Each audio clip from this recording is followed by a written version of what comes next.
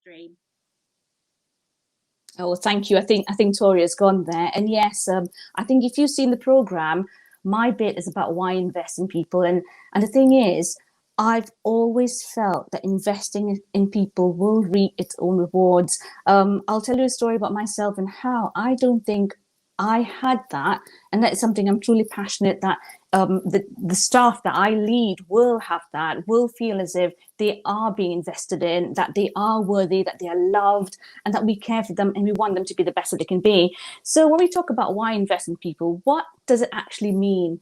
I think it means putting staff first and foremost. All our schools are children-centered schools. I don't know of any school who doesn't put a child at its center. You might question some of their practices, whether it's right or not quite, aligning with your values, whether the behavior policy doesn't really sing out to you. However, I think all organizations do tend to put children at its heart. But do they put staff first and foremost? And that's a question that we will sort of unpick together.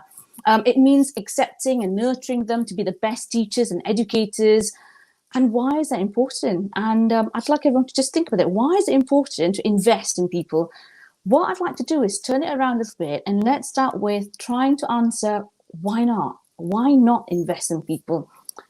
I believe that if you don't, what values do you show as a leader, as a school?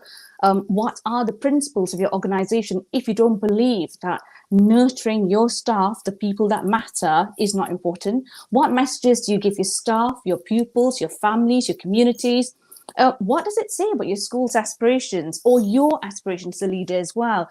Does it show that you really care? Are people important to you?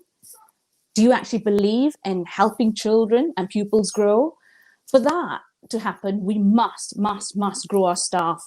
Now, my presentation, I thought quite long and hard about this, and I could see in the DM group as well, people had their PowerPoints ready and some flashy things, and I thought I could put things out, but what I wanted was actually to have a conversation with you, and what I'd like is for you to almost have a conversation with me. I can't hear you, of course, but let's talk about this together as well, because if you believe that people matter, then staff in school matter. And I mean every single member of staff. If you grow great staff, you will grow a great school. Some of you will know that I am in school right now just because the contractor's in and I hold the key, and I literally live around the corner as well. But we have the cleaners in today, and this is as an aside, we have the cleaners in today. They've been with our school for years. And even with the cleaners, we help them grow. I mean, we outsource it, but they know us so well and we help each other. And in fact, I needed a fridge. And this is a real story, a fridge we moved from my house to school because of the measures we're putting in place. We need an extra fridge in the hall. And the cleaning company today actually came to my office and said, let's do that for you. Let's go to your house right now, get the fridge and put it in. But that's because of nurture and care and trust and friendship and knowing that we are invested in each other.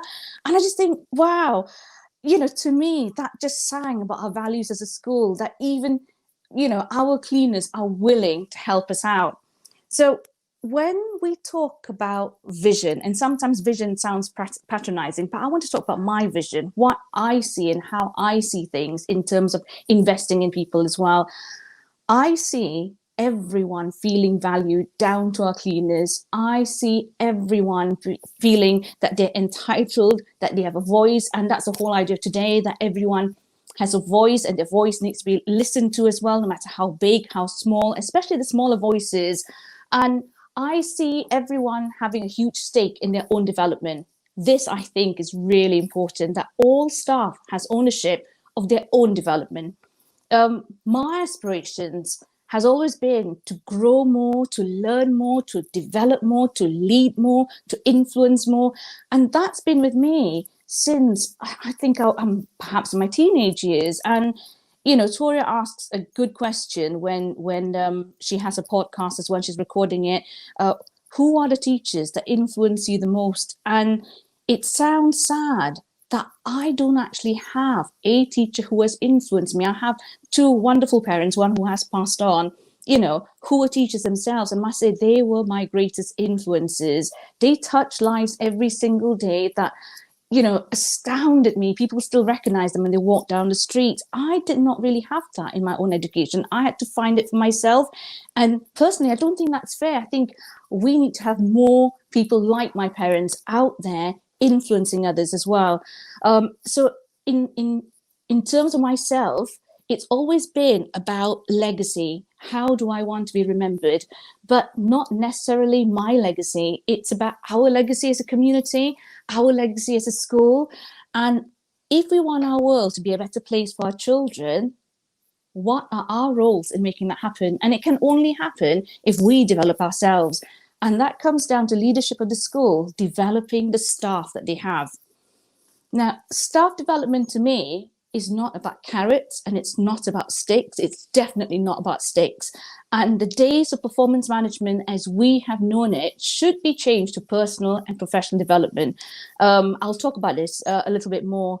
Even as a young leader, one of my first conversations with members of my team when I was in middle management as well, I would sit them down and we'll have a conversation over coffee, tea, or whatever beverage that they choose. So what's your plan? And I was reminded of a story of a brand new teacher to school because I asked her this, what's your plan? And she said, oh, hang on a minute. She went to classroom, took a planning folder and handed it to me. And we still have a good laugh, now about it, because that wasn't what I mean. What I meant was, what's your plan? What's your dream? What can I do to help you realize that dream? And it reminds me of Pretty Woman. For those of you who have watched Julia Roberts as well, at the start and at the end, there's this black man who comes on and he actually says, what's your dream? What's your dream? And that's a question that I put across to every single one of you. What's your dream? And I think being a staff educator at school, it is my role and the role of other leaders as well to help you realize your dream. So, like I said, I think the question about what's your plan is really important because I'd like people to start to think about not just this year, not just next year, 3 years, 5 years from now, what are your aspirations? And I think these conversations are really important because it could be that you feel that you require more experience or you require further challenge. You may wish to lead, and not just in subject leadership, you may wish to lead in a variety of different ways. And I think that's something else to think about as well. The idea of a school leadership being hierarchical, that there is a set pattern from being a classroom teacher, subject leader, middle leader, senior leader, and then head of school or some form of senior management. I think we need to think of more creative ways of developing educators in our school. And to me, everyone at school is a leader. And some of you would have heard this and some of you really believe in it. But we all need to believe this because we are leading our children to becoming the best of themselves and creating a better world. And we all lead this. So we are all leaders. Nothing is ever set in stone. Every aim can be honed, can be developed, you can meander in different ways. You can go sideways as long as hopefully you don't go backwards. You keep on moving along as well. And I think we need to keep having these conversations by reviewing them together as well. How can we encourage our staff to think of their own growth and development? What we need for our staff is for them to be involved, to make their own plan. And I see my role as a school leader to enable them to realize their aspirations. Because when we do this, we show that we care, we show that we love them, we show that we're really invested in them. For all those educators who are parents out there, this will be the kind of conversation you will have with your own children. You coach them to figure out avenues, doors, exits, entrances, paths. And sometimes you do it in a cross voice maybe because you're getting quite disgruntled with them, but mainly you do it with love. In fact, I challenge you, you will coach your own children with love. Sometimes you teach, sometimes you mentor, and sometimes you coach. Most times it's a combination of all three. Now, each school will have their own way of recording these conversations, recording the plans that their staff will have. Most of them are the usual standard cycle of 3 meetings in a year where you set your objectives, you have your review, and you have your evaluation.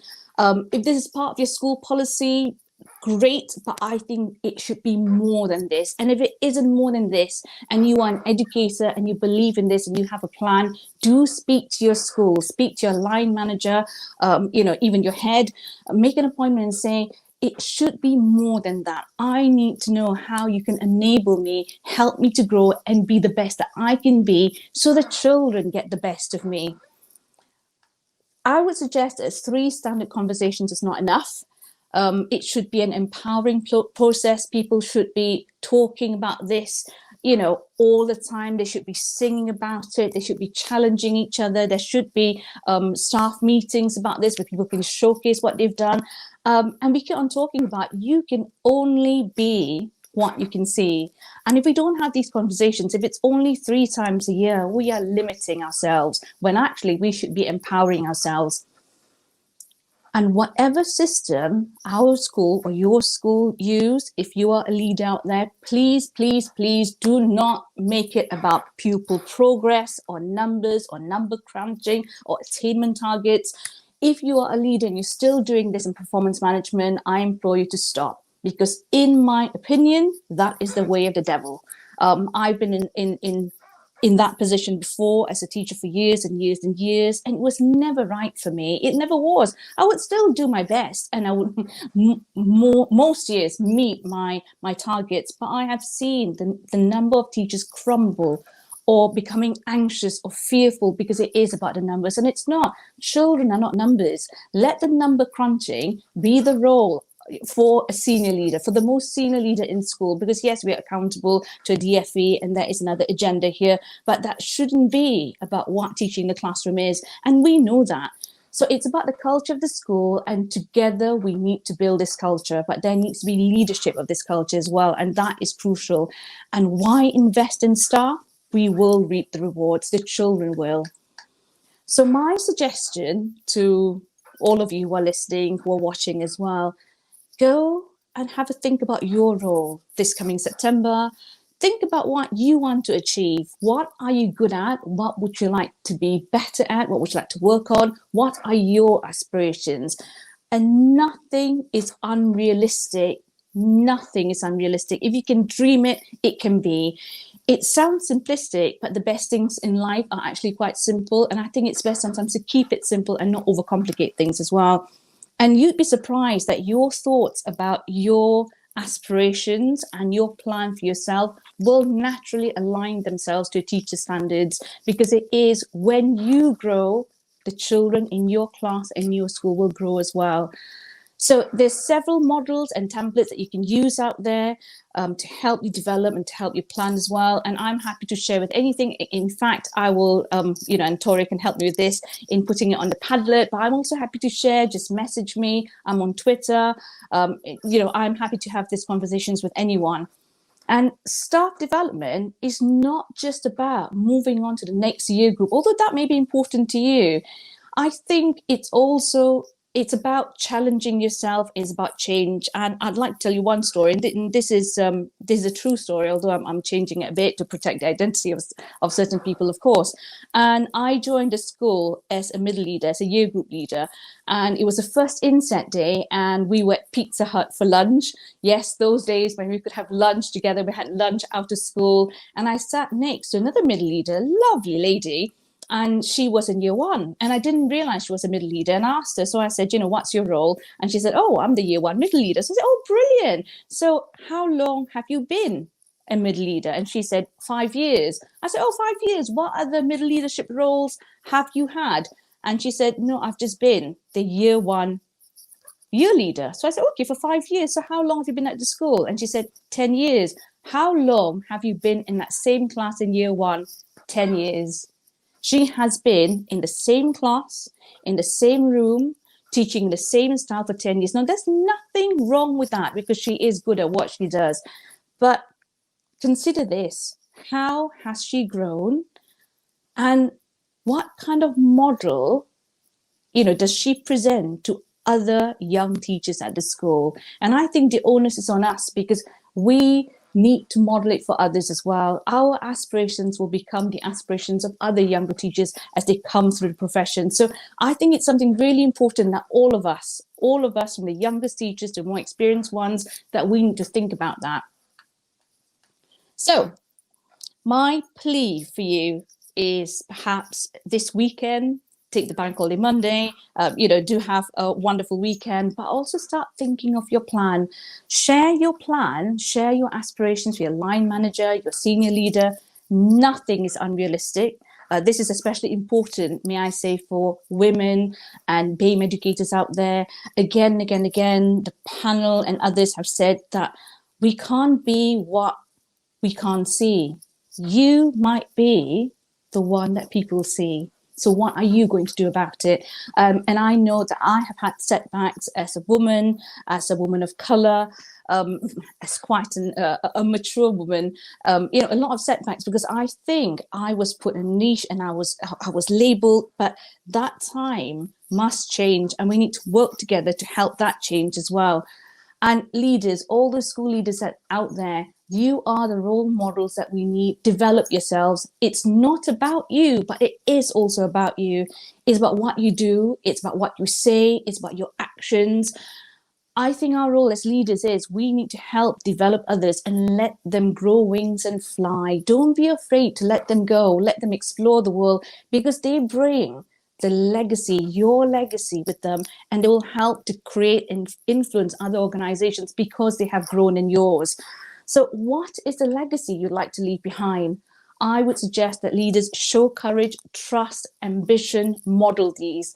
Ed said something. He said, be intentional and be deliberate, because, he was listening to panel over lunchtime as well. And the first speaker we had this morning, Kirsty, who was absolutely amazing, spoke about equity in education. What does each staff in your school need to develop themselves? Because development must be tailored. It's not one size fits all. Development must be personalized. Development must suit the individual. So it must be equitable and not just equal. Believe me, they will give so much back to the children and the school. And when your staff and the people that you lead are loved, your school will just grow with love and nurture and care.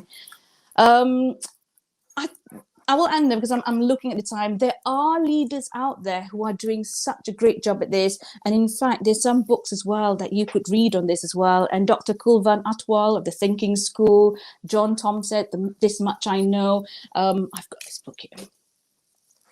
Absolutely brilliant. Excuse me. Where he talks about leading with love, leading with compassion, and growing your staff and really understanding the needs. Before I go, what I'd like to do is just refer back to what the panel said, because, Harris, I think it's Harris Shafi, said, give people a voice. And I think staff development is all about investing in your staff so that they have a voice. They have a voice in themselves. They have a voice to feel empowered. Emma Kell said, when you build your team and you build your school, don't look like people who are a younger version of yourself. Look for people who are different from yourself. Look for potential of staff who will be better than yourselves. That's what I want. I do not want anyone to grow in my model. I want them to be better than me. I want them to bring something different to my organization. You can do this. All of us can do this together. And like I said, have a lovely bank holiday weekend. I wait to hear from some of you. Hopefully come back to me and tell me how you feel you've been supported and you grow. And good luck for September. And the very best wishes to all of you and all your children. And see you on the other side. Wow. You're going to get so many calls for keynote speeches. Do you realise that? I don't know about that. And in fact, going to be like, come on. Now, I'll be honest, there were possibly not thousands. That might be a slight exaggeration on my part. There were loads and loads of comments, really positive comments, Sharifah, coming up again and again and again. I didn't want to distract you by putting them across the screen as you were speaking. But I think you just need to go back and read them, because bless you. People get you and you speak from the heart. And it's, you know, yeah, it's amazing. You've just got to go back and look at all of them. You really do. Well, you know, I'm quite an emotional person, although I am the boss and I have this facade. I am inside. I'm just as sensitive as everybody else. And what you just said, it's brought. I'm beginning to tear up a little bit. There's more on my presentation. You can't see it. It's actually just a piece of paper that are my notes as well. And this is really what I'm passionate about. I did not have this. For anyone else out there as well, maybe you might experience this. I did not have this. I've had leaders who would sit with me and we would develop a plan together, but it's usually their plan. It was never my plan. It was never about my aspirations. I think I've come to a point now where I know what I want. I've always known what I want, and I found a way to get there. It's taken me a long time, and I am still getting there. I am not nowhere near the finished article, but that can't be right. That cannot be right. We need to be here to lift others up, and especially for women out there, especially for our BAME educators as well. There's so many more layers that they have to go through. I've been through those layers, and if we can make things easier for them and empower them to be better now, what are we waiting for? Well, we just need to get on with it. Yes.